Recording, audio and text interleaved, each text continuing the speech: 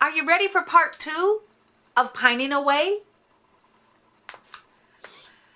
If you remember, we left off where Dipper's clone, Tyrone, had disappeared from a drink of pop, and Dipper decided not to follow his list anymore. So, Gravity Falls, part 2. Chapter 1.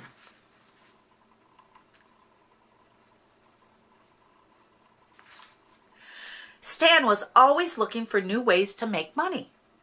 One day, he tested out one of his new plans on a group of visitors who had just received a tour of the shack.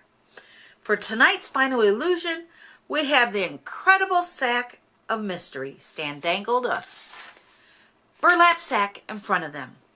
When you put your money in it, it mysteriously disappears. "Oh, of course," said one man. "That makes perfect sense," said another as he dropped some bills into the sack. Stan grinned. This new plan was working out even better than he hoped. Inside the shack, Dipper, Mabel, and Seuss were watching their favorite new show on TV, Tiger Fist, about a tiger with a human arm. "All right," Mabel cheered. Then a commercial came on. It opened with a pair of hands releasing doves into the sky. "Are you completely miserable?" a voice with a southern accent asked. "Then you'll need to meet Gideon." An outline of a person with a big question mark inside it appeared on the screen.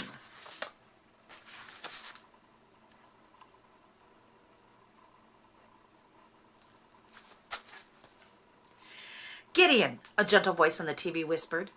Mabel thought out loud, what makes him so special? "He's a psychic," said the announcer. "So don't waste your time with other so-called men of mystery." The next image showed Stan in his underwear, coming out of the outhouse with toilet paper stuck to his slipper. The word fraud in large letters was stamped over him.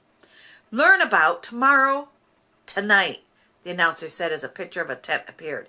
"At Gideon's tent of telepathy." Excuse me. At Gideon's tent of telepathy. "Wow, I'm getting all curious-y inside," Mabel said. Stan stomped in. "Don't get too curious-y," he growled. "Ever since that monster Gideon rolled into town, I've had nothing but trouble." It wasn't just the commercial that bothered him. Gideon was driving around town in a fancy RV, drawing crowds away from the Mystery Shack, cutting into Stan's profits. "Well, is he really psychic?" Mabel asked. "I think we should go and find out," said Dipper. "Never," said Stan grumbled. "You're forbidden from patronizing the competition. No one that lives under my roof is allowed under that Gideon's roof." Dipper looked at Mabel. "Do tents have roofs?" She grinned. "I think we just found our loophole." Then Mabel pulled out a string that had a loop on one end. "Literally, whop whop," she said, amused by her own terrible joke. "So come on down soon, folks," said the announcer in an anonymous voice. "Gideon is expecting you." That night, Dipper and Mabel and Seuss made their way to Gideon's tent. A mysterious symbol of a star with an eye in the middle topped the tent.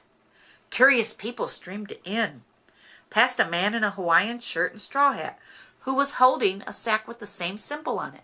His name tag read Buddy. "Step right up there, folks," he said with the same southern accent as the announcer in the commercial. "Put your money in Gideon's psychic sack. Only one thin dime." Dipper, Mabel, and Seuss took seats on one of the wooden benches inside. Mabel munched on a sack of popcorn. Then the lights in the tent dimmed, and the audience hushed. It's starting, Mabel whispered excitedly. "Let's see what this monster looks like," Dipper said. The curtain on the rickety wood stage in front of them opened to reveal a short boy with a big white pompadour.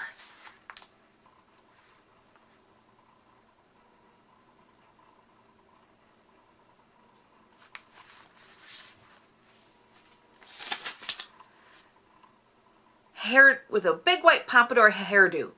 Freckles dotted his chubby cheeks, and he wore a powder blue suit and a cape with the eye symbol on it. A green stone glimmered in the bolo he wore around his neck. "Hello, America. My name is Lil Gideon," he announced to the cheers of the crowd. He clapped his hands and doves flew out of his hair. "That Stan's mortal enemy?" Dipper wondered. "But he's so widow," Mabel said. "Ladies and gentlemen, it is such a gift to have you here tonight," Gideon said in a smooth drawl. "Such a gift." He pressed his hands together. "I have a vision. I predict you will soon all say, 'Aww.'" He turned around and then turned back with his eyes wide and cute like a kitten's. "Aww," the audience said. Mabel's eyes grew wide. It came true. Dipper shrugged. "What? I'm not impressed." "You're impressed," Mabel said. "Hit it, Dad," Gideon called out, and the man in the straw hat started to play an electric piano. Gideon began to sing. "Oh, I can see what others can't see. It ain't some sideshow trick. It's an innate ability. Where others are blind, I am futurely inclined, and you too could see if you was widow o' me." Gideon waved his hands. "Come on, everybody, rise up. I want y'all to keep it going." Everyone got to their feet, even Dipper, who had no intention of standing up at all. "How did he?" Dipper said. "Keep it going," Gideon yelled. He pointed to an elderly woman. She had 2 cats on her lap. "You wish your son would call you more," he sang. She shook her fist. "I'm leaving everything to my cats." One cat screeched as it agreed with her. "I sense that you've been here before," he pointed at Sheriff Bulbs. The sheriff looked down at his arms filled with Gideon souvenirs. "Oh, what gave that away?" Then Gideon sang to Mabel, who wore a sweater with Mabel written on it in rainbow letters. "I'll read your mind if I'm able. Something tells me you're named Mabel." Mabel gasped. "How'd he do that?" Gideon climbed back onto the stage. "So welcome all ye to the tent of telepathy, and thanks for visiting," he winked. "Widow o' me." Blue flames burst up on either side of him, and a neon sign blazing Gideon dropped down from the ceiling. Gideon panted, puffed, and pulled out a water bottle. He took a long sip. "Oh my goodness, thank you. You people are the real miracles." "Woohoo! Yay!" Mabel cheered along with the crowd.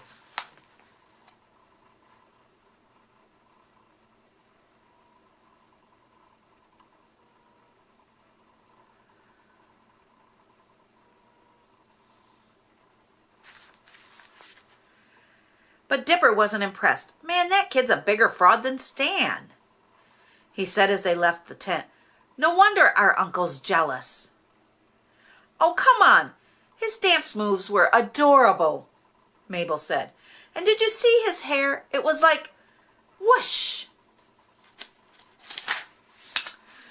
Dipper shook his head. "There are the dogs." "You're too easily impressed." Yeah, Mabel said with a laugh. Gideon was cute and a lot of fun, but Mabel thought Dipper was probably right. Grunkle Stan was totally wrong about Gideon being a monster.